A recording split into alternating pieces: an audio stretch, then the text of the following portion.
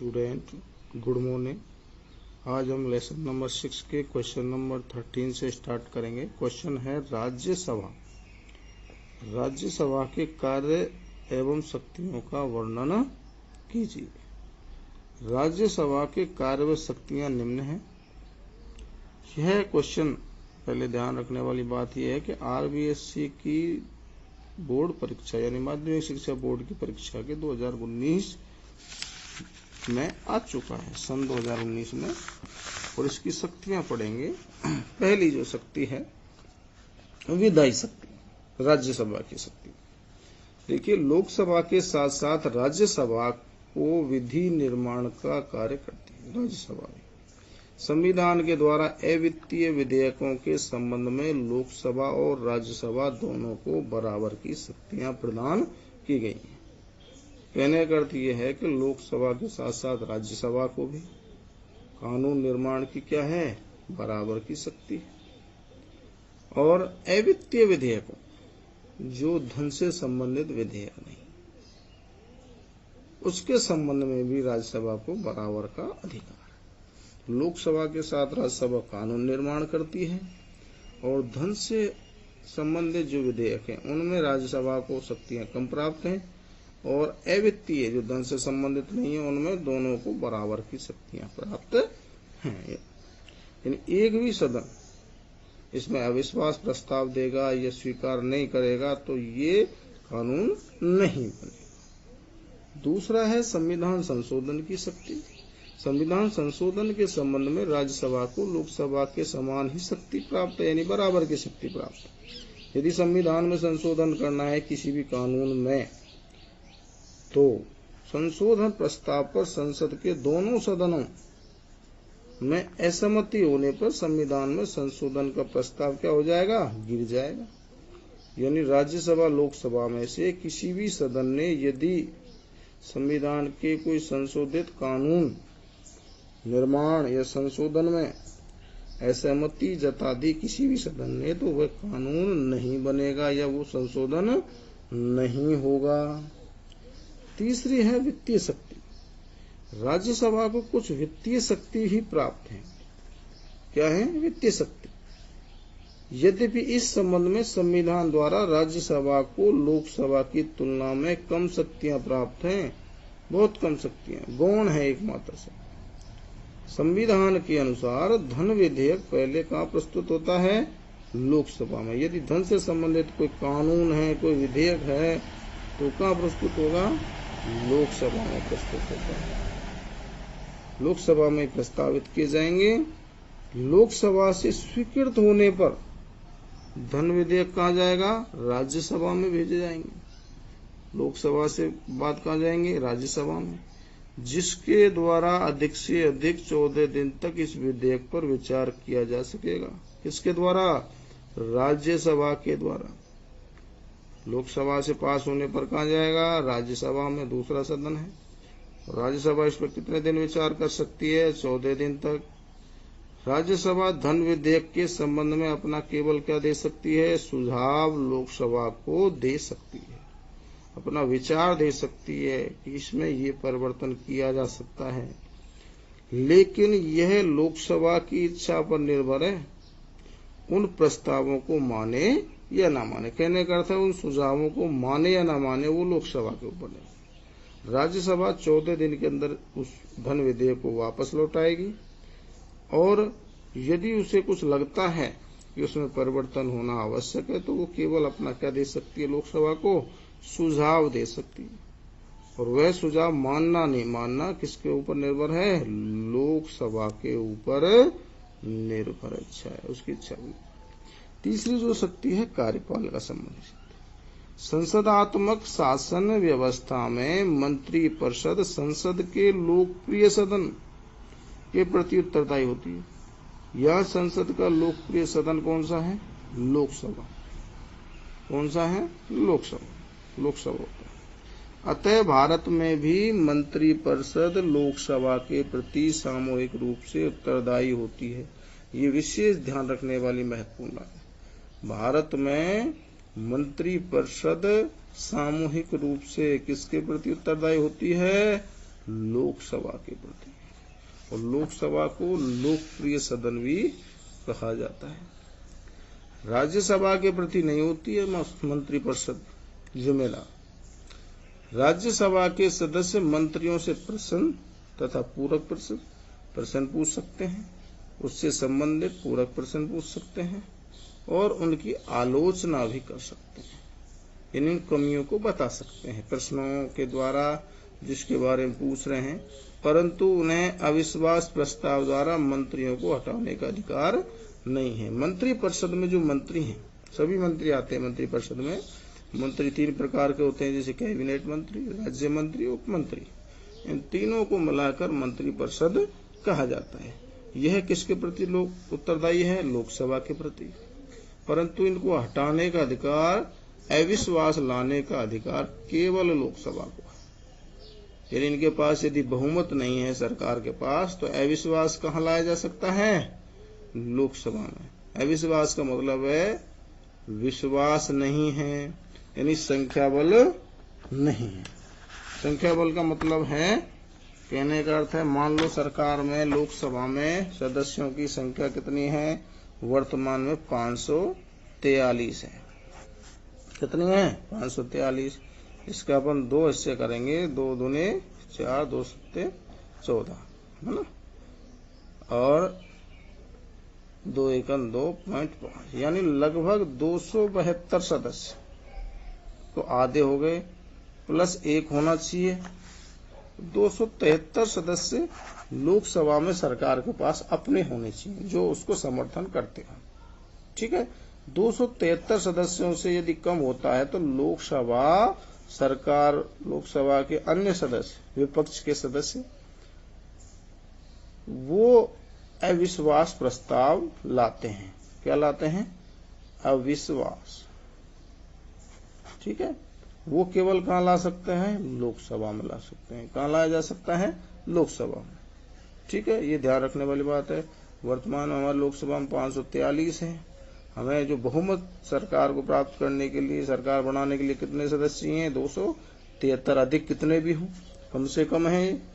लोकसभा, इनमें से ही मंत्री बनाए जाते हैं अधिकांशतः, क्योंकि सरकार जिसकी बनती है अधिकांशतः मंत्री उसी के होते हैं। और मंत्री तो लोकसभा में 543 में से कोई भी सदस्य बनाया जा सकता है, परंतु जो सरकार होती है वो अपने ही मंत्रियों को बनाती है। और अविश्वास केवल लोकसभा में लाया जा सकता है। कब? जब ये संख्या बल सरकार के पास नहीं है, तो वो राज्यसभा में नहीं लाया जा सकता। ये बात ध्यान रखिए। आगे जो शक्ति है, विविध शक्ति है। कौन सी शक्ति है? विविध शक्ति है। राज्यसभा को उपयुक्त शक्तियों के अलावा कुछ अन्य शक्तियां भी प्राप्त हैं, जिनका प्रयोग वह लोकसभा के साथ मिलकर करती है। ये शक्तियां और कार्य निम्न हैं। देखिए, पहला, राज्यसभा के निर्वाचित सदस्य राष्ट्रपति के चुनाव में भाग लेते हैं। राज्यसभा के जो निर्वाचित सदस्य हैं, जो चुने जाते हैं, वो सदस्य किसके चुनाव में भाग लेते हैं? राष्ट्रपति के। राज्यसभा में मनोनीत सदस्य भी होते हैं। मनोनीत सदस्यों को कौन चुनता है? राष्ट्रपति। 12 सदस्य चुने जाते हैं, परंतु वो 12 सदस्य मनोनीत राष्ट्रपति के चुनाव में भाग नहीं लेते हैं। क्यों? कि वो संदेहास्पद होता है कि जिस व्यक्ति ने उसको चुना है वो उसी का पक्ष लेते हैं, इसलिए उनको चुनाव में भागीदारी नहीं दी जाती। ठीक है, हो सकता है राष्ट्रपति जो वर्तमान में है वो दोबारा चुनाव लड़े, तो वो जो सदस्य 12 उसके द्वारा चुने हुए हैं, तो उसमें पक्षपात का भय रहता है, इसलिए मनोनीत सदस्यों को राष्ट्रपति के चुनाव में भाग नहीं लेने दिया जाता है। ठीक है, दूसरा पॉइंट है, राज्यसभा के सभी सदस्य लोकसभा के निर्वाचित सदस्यों के साथ मिलकर उपराष्ट्रपति का चुनाव करते हैं। यहाँ देखिए, राज्यसभा के सभी सदस्य, मैंने यहाँ लिखा है सभा के सभी सदस्य, यानी निर्वाचित और मनोनीत, यहाँ दोनों सदस्य होते हैं। ठीक है, उपराष्ट्रपति के चुनाव में दोनों प्रकार के सदस्य भाग लेते हैं। राज्यसभा के मनोनीत निर्वाचित सदस्य दोनों प्रकार के, लोकसभा के निर्वाचित सदस्यों के साथ मिलकर। यहाँ मैंने लोकसभा के केवल निर्वाचित लिखा है, क्योंकि वर्तमान में मनोनीत सदस्यों की जो प्रक्रिया है वो हटा दी गई है कानूनी रूप से। जो एंग्लो इंडियन लोकसभा में 2 राष्ट्रपति चुनता था वो वर्तमान में प्रक्रिया हटा दी गई है या बंद कर दी गई है, के साथ मिलकर उपराष्ट्रपति का चुनाव करते हैं। तो राज्यसभा के सभी सदस्य लोकसभा के निर्वाचित सदस्यों के साथ मिलकर क्या करते हैं, उपराष्ट्रपति का चुनाव करते हैं। ये बात विशेष ध्यान रखने वाली है। आगे देखिए, राज्यसभा लोकसभा के साथ मिलकर राष्ट्रपति, सर्वोच्च न्यायालय के न्यायाधीशों तथा कुछ पदाधिकारियों पर क्या लगा सकती है, महाभियोग लगा सकती है। महाभियोग का मतलब है पद से हटाने की प्रक्रिया। महाभियोग का प्रस्ताव तभी पारित समझा जाता है जब दोनों सदन यानी दोनों सदन लोकसभा और राज्यसभा इस प्रकार के प्रस्ताव को क्या कर लें, स्वीकार कर लें। किसको हटाने के, राष्ट्रपति, सर्वोच्च न्यायालय के न्यायाधीश, उच्च न्यायालय के न्यायाधीश आदि को हटाने के लिए प्रस्ताव को क्या कर लें, स्वीकार कर लें। चौथा है, राज्यसभा लोकसभा के साथ मिलकर बहुमत से प्रस्ताव पास कर उपराष्ट्रपति को उसके पद से हटा सकती है। राज्यसभा लोकसभा के साथ मिलकर बहुमत से प्रस्ताव पास कर, यानी महाभियोग प्रक्रिया हुई पद से हटाने, तो उसको पद से हटा सकती है। किसको, उपराष्ट्रपति को। किस प्रक्रिया से, महाभियोग प्रक्रिया से। उपराष्ट्रपति को पद से हटाने का प्रस्ताव प्रथम बार कहाँ आएगा, राज्यसभा में। राज्यसभा में इसलिए आता है क्योंकि उपराष्ट्रपति राज्यसभा का सभापति होता है, में ही पारित होकर लोकसभा के पास जाता। क्यों होता है पारित राज्यसभा में पहले, क्योंकि उपराष्ट्रपति राज्यसभा का सभापति होता है, इसलिए सबसे पहले महाभियोग की प्रक्रिया राज्यसभा से स्टार्ट होगी, उसके बाद लोकसभा के पास जाती है और दोनों में पास होने के बाद उसको पद से हटाया जा सकता है 2/3 बहुमत से। पांचवा है, 1 माह से अधिक अवधि तक यदि आपातकालीन लागू रखना है। राष्ट्रपति ने मान लो कोई परिस्थिति में आपातकाल लागू कर दिया, संसद चल नहीं रही है, तो इस प्रकार के प्रस्ताव को अनुमोदन लोकसभा राज्यसभा दोनों के द्वारा अलग अलग अपने विशेष बहुमत से किया जाना आवश्यक है। यदि उस आपातकाल को 1 महीने से अधिक बढ़ाना है तो राज्यसभा लोकसभा यानी संसद में वह प्रस्ताव पास होना जरूरी है, यदि आपातकाल को आगे बढ़ाना है। आगे देखिए, विशेषाधिकार। राज्यसभा को 2 ऐसे अन्य अधिकार भी प्राप्त हैं जो लोकसभा को प्राप्त नहीं है। इनका प्रयोग अकेले राज्यसभा ही करती है। इस प्रकार की शक्तियों का संबंध देश के संघीय ढांचे से है और राज्यसभा को राज्यों का एकमात्र प्रतिनिधि होने के नाते, राज्यों का राज्यसभा के सदस्य क्या माने जाते हैं, प्रतिनिधि, क्योंकि राज्यसभा के सदस्य प्रत्येक राज्य से चुनकर जाते हैं, वहां के एमएलएज का चुनाव करते हैं, यानी वहां के विधायक। तो वो राज्यसभा के प्रतिनिधि राज्यों के प्रतिनिधि माने जाते हैं। देखिए, पहला अनुच्छेद 249 यानी संविधान, भारतीय संविधान के अनुच्छेद 249 के अनुसार राज्यसभा उपस्थित और मतदान में भाग लेने वाले सदस्यों के 2/3 बहुमत से, यानी राज्यसभा में जो उपस्थित हैं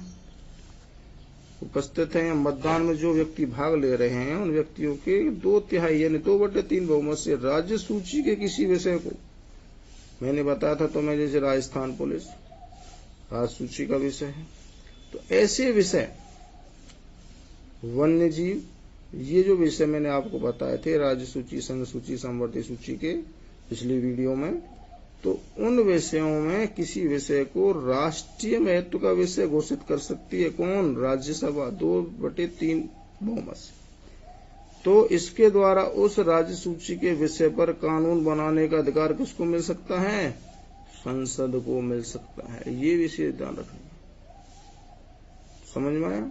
यानी राज्य सूची के विषय पर यदि 2/3 बहुमत से प्रस्ताव पास कर दे, राष्ट्रीय महत्व का बता दे राज्यसभा, तो उस पर कानून बनाने का अधिकार भी किसको मिल जाता है, संसद को मिल जाता है, यानी लोकसभा और राज्यसभा। ठीक है, यानी राज्य सूची के विषय पर भी सरकार या संसद कानून बना सकती है। दूसरा है संविधान के अनुच्छेद 312 के अनुसार, संविधान के अनुच्छेद 312 के अनुसार राज्यसभा ही अपने 2/3 बहुमत से प्रस्ताव पास कर नई अखिल भारतीय सेवाएं स्थापित करने का अधिकार केंद्र सरकार को दे सकती है। अखिल भारतीय सेवाएं जो होती हैं, जो भर्ती प्रक्रिया करती हैं, जैसे केंद्र में संघ लोक सेवा आयोग जो विभिन्न प्रकार की भर्तियां करती है, वह संस्था अखिल भारतीय सेवाएं कहलाती है। तो ऐसी कोई भी संस्था स्थापित करने का अधिकार किसको दे सकती है राज्यसभा? केंद्र सरकार को दे सकती है, 2/3 बहुमत से प्रस्ताव पास कर। तो ये विशेष ध्यान रखें। यहाँ तक किसी भी विद्यार्थी को कोई बात समझ में नहीं आई हो तो वो कमेंट में जाके जरूर पूछें, और आगे के लिए हम आपके लिए कल बताएंगे। थैंक यू, धन्यवाद।